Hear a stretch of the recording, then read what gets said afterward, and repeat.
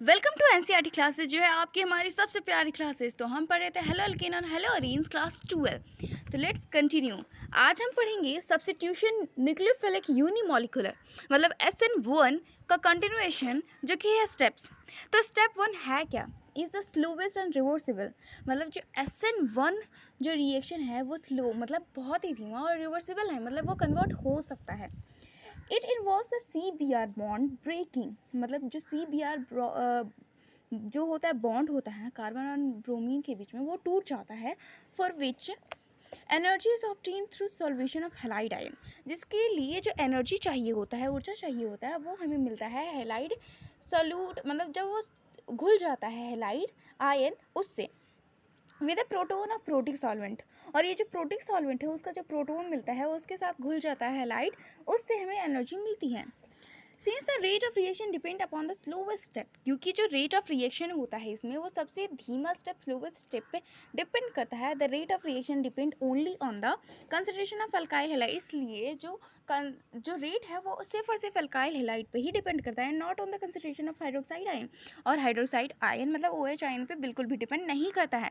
Further the greater stability of carbocation greater will be the ease of formation from alkyl halide. मतलब जितना बड़ा ये होगा stability होगी, जितनी स्थिरता होगी कार्बोकैटायन में C+ में, उतना ज़्यादा होगा चांसेस कि अल्काइल हैलाइड फॉर्म हो जाए। और faster the rate of reaction, और रेट ऑफ रिएक्शन उतना ही फास्ट होगा। In case of alkyl halide जो केस होता है अल्काइल हैलाइड में, जो 3 डिग्री अल्काइल हैलाइड होता है वो SN1 रिएक्शन के अंतर्गत चल जाता है very fast because of the high stability of 3 degree carbocation. क्योंकि जो 3 डिग्री कार्बोकैटायन में होता है उसकी स्टेबिलिटी बहुत ज़्यादा होता है, और stability is directly proportional to the rate of reaction.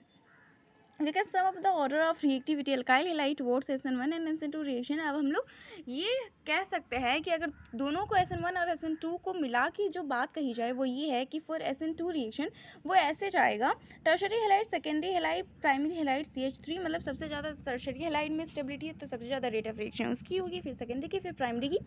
और फॉर द SN2 मतलब कि ये इस और जा रही है, मतलब सबसे जो कम है SN2 रिएक्शन का रेट ऑफ रिएक्शन वो टर्शरी में सबसे कम है, फिर उससे ज़्यादा सेकेंडरी में, उससे ज़्यादा प्राइमरी है। SN1 में सबसे उल्टा हो जाता है, मतलब प्राइमरी में सबसे कम, फिर सेकेंडरी में सबसे कम, फिर टर्शरी में सबसे ज़्यादा हो जाती हैं। For the same reasons allylic and benzoic halide so high reactivity toward SN1। और इसी रीज़न की वजह से जो एलाइलिक और जो बेंजोइक हैलाइड कह ले वो रिएक्टिविटी SN1 की तरह सेम दिखाती है SN1 रिएक्शन में। The carbocation those form get stabilized through the resonance. इसलिए जो कार्बोकैटायन फॉर्म होता है वो स्टेबलाइज्ड हो जाता है। जैसे कि यहाँ पे देखेंगे तो CH2 है, डबल बॉन्ड है। अब ये जो डबल बॉन्ड है वो इधर आ जाएगा और एक यहाँ H है, ठीक है, वो टूट के यहाँ H आ जाएगा और ये CH2, ये प्लस का साइन इधर बन गया। अब CH2 प्लस का साइन यहाँ पे है और CH है, यहाँ CH2 है। और इसी को अगर हम लोग यहाँ पे देखें, मतलब ये एलिलिक है, ये बेंजोलिक है। बेंजोलिक में अगर देखें ये बॉन्ड वहाँ जा रहा है, प्लस हो रहा है, ये बॉन्ड वहाँ जा रहा है, प्लस हो रहा है, ठीक है। ये बॉन्ड यहाँ आया तो यहाँ पे एक बॉन्ड लगा है CH2, अब यहाँ पे प्लस हो रहा है और यहाँ डबल बॉन्ड हो चुका है, यहाँ पे प्लस आ रहा है, डबल बॉन्ड हो चुका है। For a given alkyl group the reactivity of the halide RX follows the same order in the both organism.